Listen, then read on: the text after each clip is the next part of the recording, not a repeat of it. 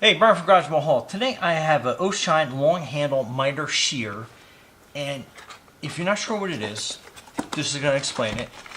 So it comes with a second blade right off the bat, and then here is the shear itself. Now I am going to show you actually how to change the second blade on this when needed. They are very sharp. They come very sharp, so definitely be on the careful side. So, to give you an idea, so this is your shear, and it has all these angles on it. Let me see if I can't hold that a little bit higher so you can kind of see the angles on that. And then I'll explain them. So, that's a 45, 60, 75, 90. I love how it kind of clicks and locks. 105, 120, 135. So, pretty neat. So, like, let's say you got a piece of trim. Oh, and safety is right here, so that will release that. So let's say you have a piece of trim that you want to cut at a 45-degree angle. You don't want to get the miter saw out or anything else. Simply just kind of line that up and then basically cut. And it does take a little bit of hand strength, but it makes a nice, you can tell, a nice clean cut on that. Okay, so then that's the piece that came off. Little triangle, so you can tell like the cuts are really nice and accurate. So that's that type of trim. And it comes in handy too. Instead of getting a miter saw out, then you're sawing and drive you crazy. So here is the corner piece, and these are always tricky. So see how it's kind of like at. See if I can get this straight on without knocking the studio over. So it gives you an idea of that angle. So you don't want to cut down like this. You want to cut up with the high side facing on the fence. And the same thing. You just kind of gently go through it, and then it'll cut nice and clean. I mean, look how nice and clean that cut is. And then that gives you like a perfect angle on that. I mean, absolutely awesome. Just kind of like mess around with that. So, but that was the original piece. Just to let you. So that's a 45. Let's say you wanted to do a 75-degree angle. Same thing. Have the big piece up on the fence, and then you're basically just cutting down right through it, and then nice, clean cut on that. So that's how you use that. Let me get this piece of trim out of my way. Now, you got to keep these blades nice and sharp so they cut properly.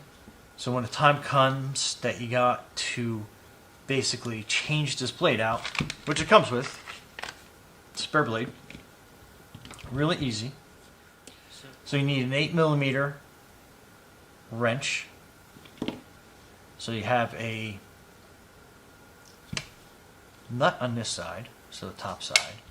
So what you want to do is you want to get your, you can even use like a ratcheting wrench. So you want to ratchet this down, loosen this bolt up, and again, very careful, it's nice and sharp, and then you want to tap this bolt out. And it might need a little TLC, work the handle a little bit.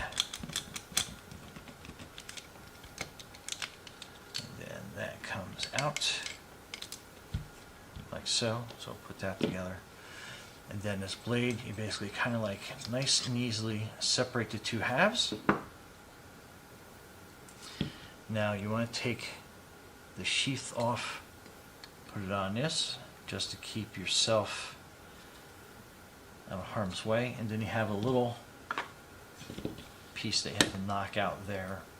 And basically what I'm using is I'm using a 1/4 inch by 7/16 by 6 3/4 inch center punch.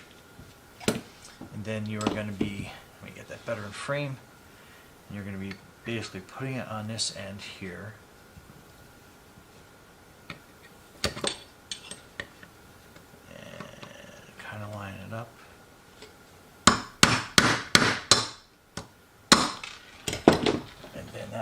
pop out that center punch piece. And then basically you're pulling that blade out. Now I'm going to use the same blade, but that is your blade you're going to put back in. And while you have it out, sharpen it. Use a sharpener, put it through, and then depending on how you sharpen your blades, I use an adjustable one, so let's go down to fine. So now that blade is sharpened, and or you can swap out with the other one, and then the process basically going backwards. So you want to line this blade back up here. You want to get that hole kind of like in that spot. Now this little, I'm not sure what these are called, I forget, but there is a tapered end. So you were kind of like lining that tapered end up, and you were kind of giving it a couple taps. Make sure it's flush on the other side, nice and easy. Piece of cake. Take your protective sheath off, and then basically what you're doing is you're kind of getting this back in, and then you are going to be sliding it up and lining up that hole. And sometimes you got to kind of just pull it back a little bit.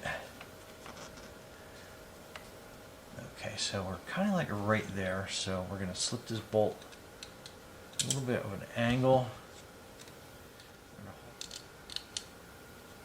Okay, so it goes in. Then on this side, I might need to tap it a couple of times just to line it up. We can use a 11-minute kind of twist this so that lines up. Okay, threads are through. And then on this side, you're going to have that kind of like the well of that nut. So again, if you made note when you were taking it out, and then basically just tighten it down. Not super tight because you do need it to get movement on this, so I just keep tightening a few turns here and there. Maybe one more. Okay, and it will kind of flush out, and you'll see it kind of flatten out on that side, and then we're back, and then again your lock, and then that's it. Put this away nice and secure. But yeah, pretty simple, pretty quick, super easy to use. Absolutely love this thing already. And yeah, Brian from Garage Mahal with your O'Shine long handle miter shear. So thanks for watching, and be safe out there.